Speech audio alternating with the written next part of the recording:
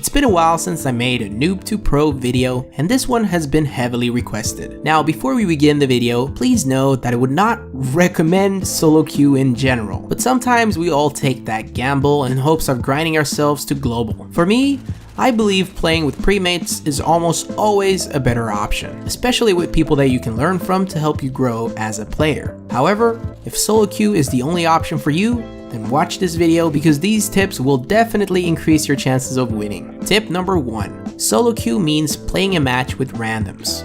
Random people will not know you, the same way you don't know them. But almost 99% of all the CSGO players that solo queue are stubborn and they don't give a shit about your advice. So with that said, avoid telling people how to play. You know exactly how it feels and how frustrating it is to have someone comment on the way you play. So in short, don't tell anyone how to play the game and just focus on playing your best. Tip number 2. If one of your teammates seem to hate you for some unknown reason, keep giving info to your team anyway. Why, Maxime? Because even if they're dicks, it still shows that you're trying to win. If your teammates are being rude, don't respond to them. Don't even tell them muted. But of course, if you feel like you're underperforming because someone's picking on you, then yes, you should mute them. Just remember, giving info shows to your teammates that you're really trying to win. Tip number 3. Most solo queue players only think about themselves, which results to bad communication. There's really not much you can do about this, so when you're on the CT side, it's important that you look around, watch where your teammates are going, what weapons they have, and help fill the empty gaps.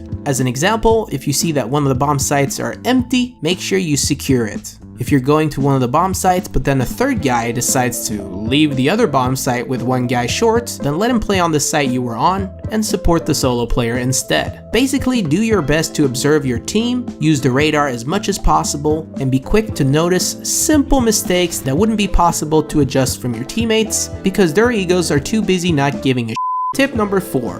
When solo queuing, don't expect anyone to hold your flank, don't expect any help if you're alone on a bomb site, and definitely don't expect any team strats. In solo queue, it's very important that you rely more on yourself and less on your teammates. What really helps is to learn a couple good pop flashes, one-way smokes, and angles that you can use yourself without relying on anyone else. It's also recommended that you buy as many nades as possible on T side so you can execute alone if you ever need to. It's always good to know a couple tricks on each site so you can show people that you know what you're doing. Side note, I've made a couple videos already on tips for different maps and bomb sites, and I'm making more in the future. So if you're not subscribed with notifications on, make sure you do that. Tip number 5. This may be one of the most common tips, but you have to be positive to improve your chances of winning. Being negative can really hurt the team's performance and make people give up early, especially in solo queue. If you think someone did a good job, make sure you tell them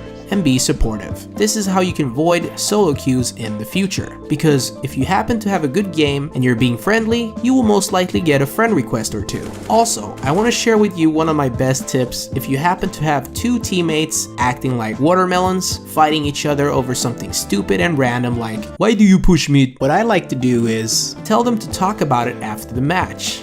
Even if the chances of them talking after the match are close to 0, that's the whole point. There's not a lot of people who would go so far to discuss an argument after the match is over. It seems to work well for me, but I don't know. Maybe it's because they realize that what they're doing isn't such a big deal after all. Well, so far it's been working quite well for me. Just make sure you don't repeat it over and over again or you might just piss them off even more. Anyway, that's the video and those were my tips for solo queue. I hope I could help you poor bastards who are constantly grinding solo queue. And yes, I feel you, I truly do. Make sure you follow me on other social medias as well to keep update with what I do. I'll see you guys soon and go bananas.